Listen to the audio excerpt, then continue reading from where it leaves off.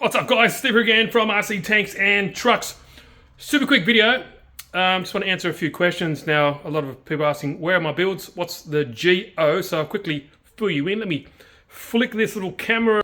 Alright, so, while we're looking here, this little one here, I'm not too sure what we can put in. The clutch and starting is always an issue. So a lot of people say it's not doing its justice sitting on a stand. Yeah, I agree, but I don't have a machine shop. The smallest, well, the tools I have that can machine anything are like this guy, a little saw here, and a tiny little lathe for ants. But can't really do too much. But I can make some things, and I have made a lot of projects without these. So it's not really an excuse, but for fine machining and clutches and things like that that need a very fine tolerance and well balanced, yeah, these aren't going to cut it. The V8, I have another V8 here. I'm waiting on a starter motor and the bracket, because the starter motors that are in these, just, I don't know, they're just shit. I wish they were brushless. They are just brushed. So I'm waiting on a starter mount and actual engine itself. Move on here. Another one here, the same scenario. This is a inline 4. I haven't even got it running yet. I started to get it running. It fires a tiny bit, and whenever you crank it again, the starter motor, which is honestly, I don't know, if they're made out of Play-Doh or something, they just do not last at all. So waiting on that. That's another, because I'm in Australia, sometimes things take a little bit of time. This guy down here we all know and love. Like I said, I built this without any real tools.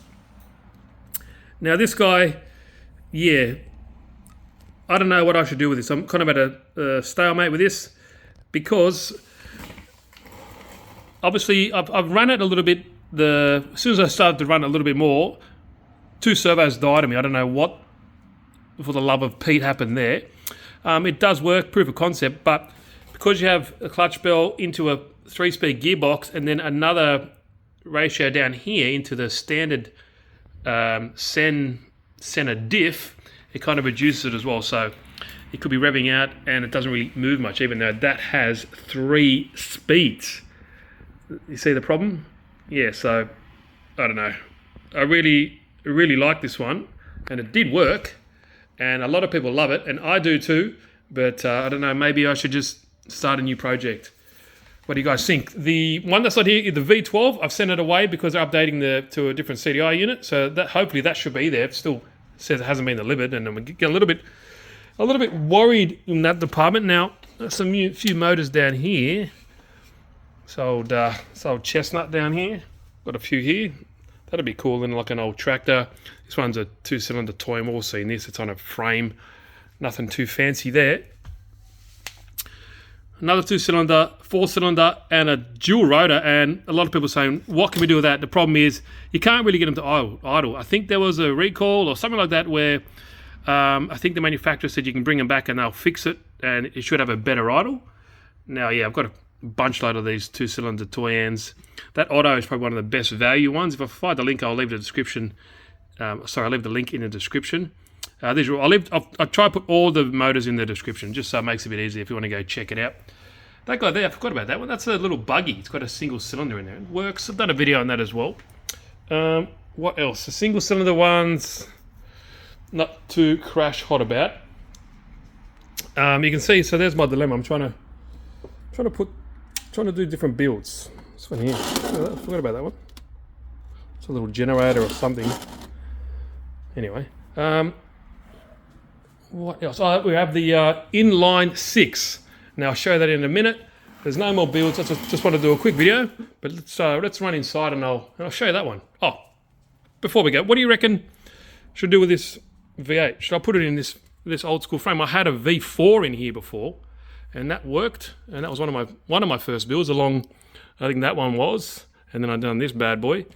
So what do you reckon? Maybe I can put the V8 in there. It does actually fit. Let's put this here. It does actually kind of fit in there. Look at that humdinger. Like a rat rod. I think that's what I originally wanted anyway, but it's always the same thing. The biggest problem with these, transmissions and clutches. Those two things there. Now, if some manufacturer can make something, I know there is one coming out. It's a full-on, I think a 4-speed. It's a proper clutch same as you get in a car, but it's going to cost, maybe $1,000 or $1,200 or something like that. So, yeah, if someone can make something like, more reasonably priced, the hobby would boom a bit more. But show the issue with the 6-cylinder and we'll wrap it up. And there is the straight 6 Howen, or not how you say it, L6 210. It's all put together. It's been put together for ages, but the actual Hall sensor, where it goes into the distributor, where is it? In here. It's kind of strange. The Hall sensor's got to go in there and kind of bend a little bit, and that is anemic, and it breaks like nothing. It's, you can't even fit a fart in there. It's so tight. So I'm waiting on a couple of them. I hopefully can send a few, and that'll hopefully get this thing started finally and put this in a project. I'm not too sure. That might even be better in the rat rod. I'm not too sure, but leave your comments and flame me down in the comments there, all your opinions and whatever. But there we go, my little Lego shelf. But I didn't want to keep it too long, so that's a little update, guys. I'm just waiting. All right, guys, enjoy life. Don't take it too seriously. Enjoy the hobby, and speak soon.